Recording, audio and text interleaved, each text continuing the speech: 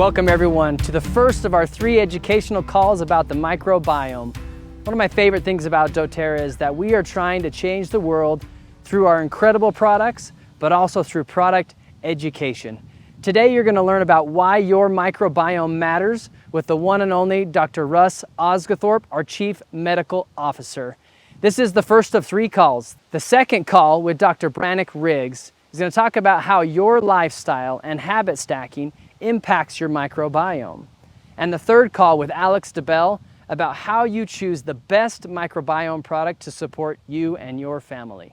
I hope you're as excited to learn about this information as we are to share it.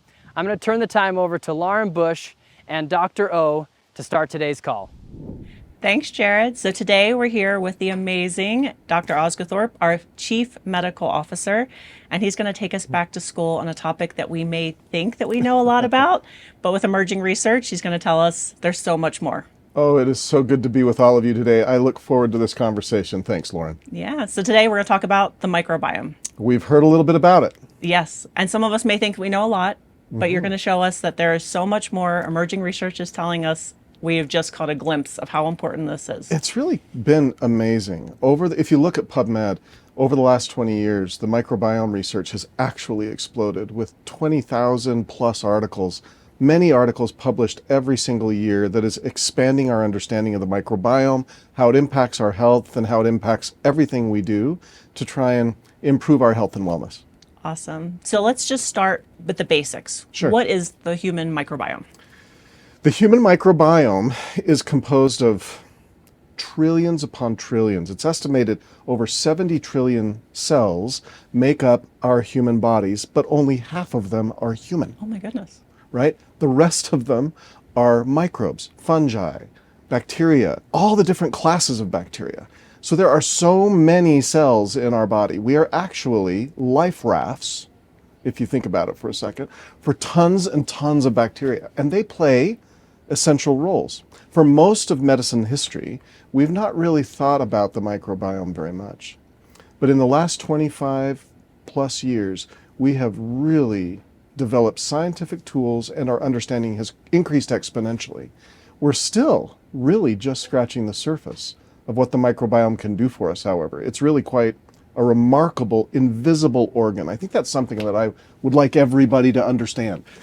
The microbiome is this invisible organ within the human body that nobody thinks about, nobody really tries to take care of, nobody really measures to wonder how it's functioning. You don't go to the doctor and check your microbiome. They check your kidney function, your lung function, they check all these other organ systems, but nobody checks the health of your microbiome. And what we've learned over the last 20 years is that's been a mistake. So usually when this conversation comes up, people are really focused on gut health. And you're saying this is so much more than gut health. So much more than gut health. It's important to realize, Lauren, that our microbiome, the number of organisms that live in our gut, is huge. And it makes up the vast majority of our microbiomes on our body. But we have microbial communities all over. Every mucosal surface of our body, eyes, ears, mouth, nose, skin, urogenital tract, and of course the gut. Every single one of these plays important roles in our health and wellness, especially in things like innate immunity. We are just uncovering the importance of these different communities and how they impact our health and wellness. These microbes play such important roles that most of us don't give any thought to them whatsoever.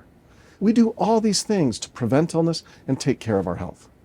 But our microbiome, nobody's really checking, nobody's really watching, nobody's really trying to help it be the best it can be, and it truly is this invisible organ system that we've really ignored for the better part of medical history.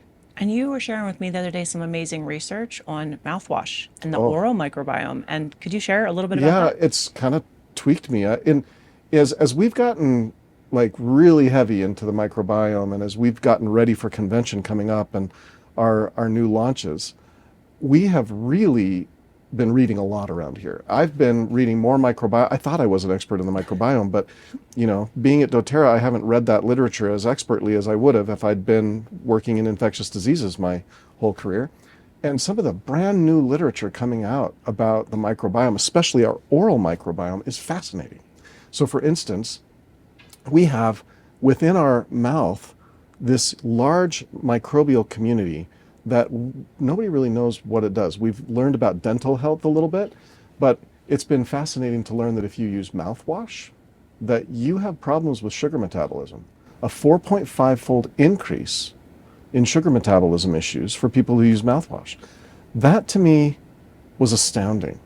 I had no idea, but this is kind of what I'm talking about. So when you think about the gut and the microbiome, or you think about the mouth and how it affects other organ systems in the body, who would have thought that there's a gut-brain interface, or that there's a way that by altering your microbiome in your mouth, disrupting it with mouthwash, that it would impact the way we metabolize carbohydrates and sugar? Who would have thought that a simple little microbe and its metabolites, the way that it's living, impacts the way that we live? This is what I mean by an invisible organ. Which is really cool, because I think most of the conversation, especially as an infectious disease doctor, we're always looking at how can we get rid of bacteria and viruses. Yeah. And now, could you tell us a little bit how they're actually beneficial? Because it is kind of like a mind shift for a lot of people to be like, I've been trying my whole life to eliminate as much as possible, and now you're telling me that might be damaging and that these are actually doing something good for me. So what are some of the benefits of microbiome? Oh, well, I mentioned earlier the innate immunity idea. So I like to think about it like a garden, right? Your microbiomes all over your body are like a garden. And if you take care of them, they'll take care of you, okay? So what that really means is that pathogens or problematic microorganisms, the ones we don't want, have trouble colonizing and infecting us if our good bacteria, our microbiome bacteria, are filling up all the rooms at the inn. And there's no room for a pathogen to land, colonize, and infect. And that's just one. There are, like I was mentioning earlier, there's impacts on the gut-brain interface. There's effects on how it affects our hormones, how it affects our appetites, how it affects our sugar metabolism, our skin. But suffice it to say, if we take care of and try and help our microbiome do its intended job better, we will be more healthy. I love that. So the garden analogy is super powerful. And you mentioned if we take care of the garden, we have a higher yield, right? We have a healthier garden. So what are some things people could start doing today that would really create a healthy microbiome, really support the microbiome that they have existing? Okay, thank you for asking. This research has been really well worked out. So you can improve the diversity and the health of your microbiome by eating a whole food diet, unprocessed foods. Unfortunately, in the developed world, 75% or so of our nutrition comes from 12 plants and animals. That's an astounding thing. Yeah. And so as we age, because of that fact, our microbiome diversity just shrinks. So if you want your diversity to improve, eat whole foods, eat unprocessed foods, get good rest, get good exercise. Sound familiar? I mean, I've been saying this for how long? But if you do these things, all sorts of health benefits are realized, not just around metabolism, but around your microbiome. And your microbiome affects your metabolism. So you truly are biohacking or biostacking. You're stacking your hacks when you are doing these things. Yeah. So I don't know how better to say this, but you've got to be intentional and you've got to be consistent if you want your microbiome to be healthy. The other thing that you can do is you can take a probiotic that contains both prebiotics, postbiotics, that will help your microbiome be more healthy. It's kind of like watering that garden every day. If you water it every day, those fruits and vegetables you want to grow, and the weeds don't. The pathogens don't. There's no room at the inn for bad things to show up if you take care of water, mulch, aerate your garden. I love it. So you made 3 key points that I want to focus in on. One is our microbiome as we age. Oh, Diversity the goes diversity decreases. So as we age, what happens? We've measured this. We've looked at young adults to older adults, and the number of species and the diverse way that these are ratioed against one another, they just decrease over time. So it's one of the effects that we think is probably linked to aging, although we haven't found the direct link. I like to think about the microbiome's effect on our body, all of which is indirect, not direct. Awesome. And then you mentioned diversity. It's incredibly important. This is part of the crowding out. Yeah, it's exactly part of why we have to have this diverse microbiome. Is if you have, well, diversity is the spice of life, and it's the same thing with our microbiome. If you have monoculture or just one thing, you're susceptible to that one thing's weakness. But if you have a large group of diverse, healthy microbiome bacteria and fungi in and on your bodies, you can handle lots of different kinds of challenges. Very cool. So on August 8th, Dr. Riggs and I are going to chat through the wellness pyramid and how Yeah. lifestyle factors come into play, impacting the diversity and health of our microbiome. That is going to be a fascinating conversation, one you will not want to miss. I will not be missing it. I will be in the background laughing at Brannick and making fun of him as we go. We're going to see that interaction. It's going to be a blast. Yeah. But then the third thing that you mentioned was we could be taking something on a daily basis. Uh-huh. And how could we do that?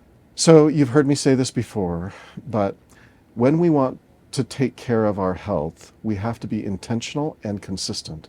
So when we talk about taking care of our microbiomes, we're talking about sleep, exercise, whole foods, non-processed foods, and probiotics. Every day. Mm-hmm. Every day. This isn't something you get to just sort of say, well, I'll try it. It's Tuesday. No, it's got to happen every day. Otherwise, you're not realizing but a tiniest of fraction of the health and benefit available to you by taking care of your microbiome. And we have an amazing product that you could be taking on a daily basis, right? Our PB Assist and our PB Assist Junior for our kids. Absolutely. And at convention, you're going to hear so much more about this. Like, this is why we're having this conversation, is to get people educated and excited about what's coming. We're very excited about convention to share with you how we've improved and expanded upon these principles to make our lives better. This kind of product is like cool water on a hot sunny day. It's just going to create all sorts of growth, biodiversity, and health in those who use them intentionally and daily. I love that. And I believe that Jared has an amazing announcement for you guys. So thank you, Dr. O, for joining me today, for sharing all your wealth of knowledge. Hopefully you guys are super intrigued and realize that there is so much more to learn about this. Hopefully you'll join us at convention so Dr. Osgothorpe and more can really dive into this. I know there's so much more you're dying to say. I am. Please remember that macro changes start with the microbiome. It's just that simple. Very cool. So join us at convention, but I believe that Jared has an amazing announcement for you guys right now. So I'm going to pass it back to Jared. That's right, Lauren. And thank you and Dr. O for sharing with us your knowledge about the microbiome and how it is more than just our gut health, that it impacts all of our body systems. Our entire well-being is dependent on our microbiome. You know, as we continue to age, that microbiome changes. As we have lifestyle choices that may not be the best lifestyle choices, it's impacted. So the best thing that we can do, and I love learning this from you, is PB Assist, PB Assist Junior. They're incredible products, some of our most popular that we have out there, some of the most reordered products that we have. And today, Lauren said we had a surprise, and I do. I've got a great one for you. Starting tomorrow, 25th of July through the 27th, we have a BOGO on PB Assist Plus. That's right, buy one PB Assist Plus, get one free. Look out for that tomorrow, 25th of July through the 27th. Thank you for being here today, and we'll see you on the 8th of August at 3 p.m. Mountain Time for our next educational call. Until then, bye-bye.